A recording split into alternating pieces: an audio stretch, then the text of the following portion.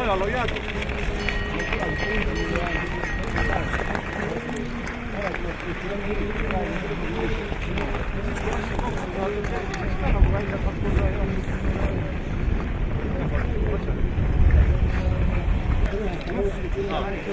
Kuule, tead,